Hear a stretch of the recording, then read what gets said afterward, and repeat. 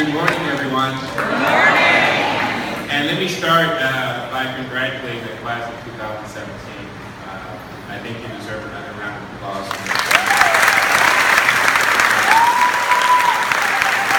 And I think your spokesperson, the senior spokesman for you, said it best, that the people who probably deserve the most round of applause are people who harassed you, who you leaned on, who you called on. Those are your family members. So I think that you're going to go around the applause as well.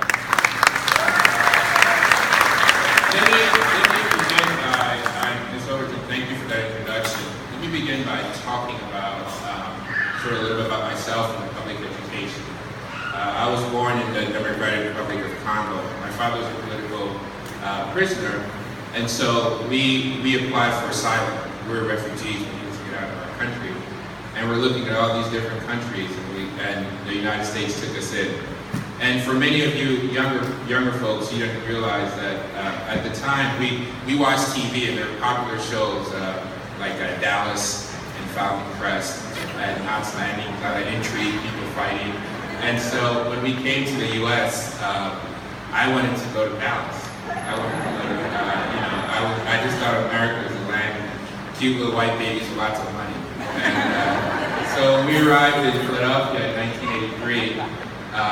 We came to North Philadelphia, and anyone who knows anything about Philadelphia in 1983 knows that North Philadelphia was not a wonderful place.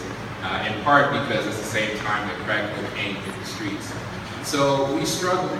My father was a general in Africa. He spoke 5 languages, but he became a Catholic. He did that for 30 years. And the one basic thing that he really believed in was education. So I started out, I moved schools around. So I was at Bernie, I was at Bethune, I was at Clymer, I went to Sullivan, Conwell, on to Northeast. But what really inspired me was the dedication that the teachers gave to us.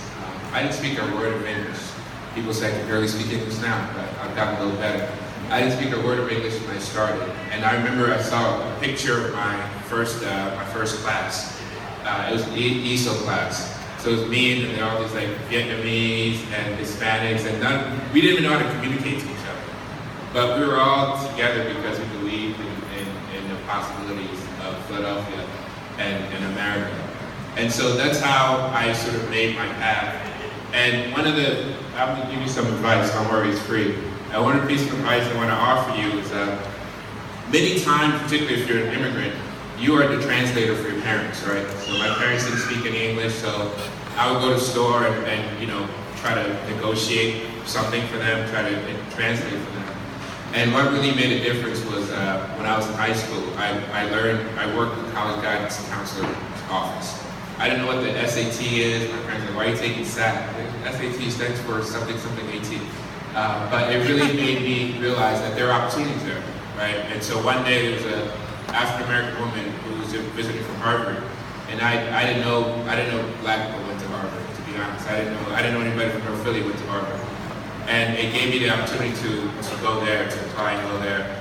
And I mean, public education is difficult because you're not going to have the same resources. So when I first got to Harvard, I just told myself, I'm not going to make it. Let's be real. I'm going to go back to Philly because I was going up against kids who not only had better education in terms of resources, but also they always knew they were going to go to Harvard. I didn't know I was from America at all. So when I got there, but one of the things all these students have is the notion of fighting. And so I was able to fight and go to Harvard Law School. And the reason I wanted to come back to Philly with my family was to serve. And so now as city solicitor, I'm the city attorney for the city. I have 200 attorneys working for me. So we go to court with soda tax. If you sue the city, you sue me personally. It's okay, no hard feelings. That made me come here. But I really want you to think about public service as well. So I have two.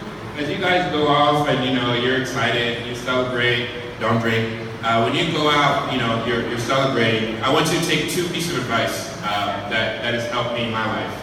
Before you get back to Instagram and Tumblr and all that, there's a lot of noise in your young lives. The first piece of advice is to be kind. I know that's simple. That's as simple as it could be, but it's often forgotten. And often children remind us about kindness. And the reason I mention that is because I am the result of lots of people, often anonymous people, being kind to me. And when I first arrived in America, there was he was a Vietnamese man who picked us up at the airport. And he couldn't communicate to us, but he was so kind because my mom was 9 months pregnant. She just finished a 7,000-mile trip. I had 2 younger siblings. We were lost, we were scared, but he had a way of communicating to us that made us think that it's going to be okay. And so I ask you, not just to be kind with the people who are your friends and the people, your family members, that's understood, but be kind to people, some of them who don't look like you, who don't worship like you, and who may not live in your neighborhood. And that's what's going to define your generation, quite frankly. And the other thing is to really stand up for what you believe in. I think right now, as a country, it's really important for people to maintain a sense of justice and a sense of ideals. There's going to be a lot of pressure on you when you get thrown into the world to try to reshape yourself, recast yourself, try to make yourself to be comfortable, try to make people comfortable. But you don't have to do that. All your parents will hate you for that. But you should be who you are. And the reason I say that is because one of the things I do as an alumni of Harvard is I interview seniors who are applying to Harvard. And the most heartbreaking thing is to see these beautiful children who have these amazing talents all try to be someone they think is acceptable. So they want to be captain of the lacrosse team, they want to be the science Olympiad, they want to be head of this math program. And you ask them, what do you like? I say, what do you want me to like? I say, that's not the way it works, right? So I urge you just to keep what's beautiful about you, keep what's interesting about you, because that's often, those are the ones who shine out. The kids I've interviewed who got in are people who were very genuine, even at 17, very genuine, and you really saw their heart. They didn't try to hide behind, the sense of accomplishments. And so wherever you go to high school, keep that in mind. I got rejected from Masterman and Central, so I'm Northeast pride. But the Central friends never give that up. Like, what's going on with your life? And getting to Central, it's a shame. But I really want you to believe, to really keep that as part of who you are. And so, I just want to end by saying to the class that I am proud of you. You guys have a bright future, and you've made everybody in this auditorium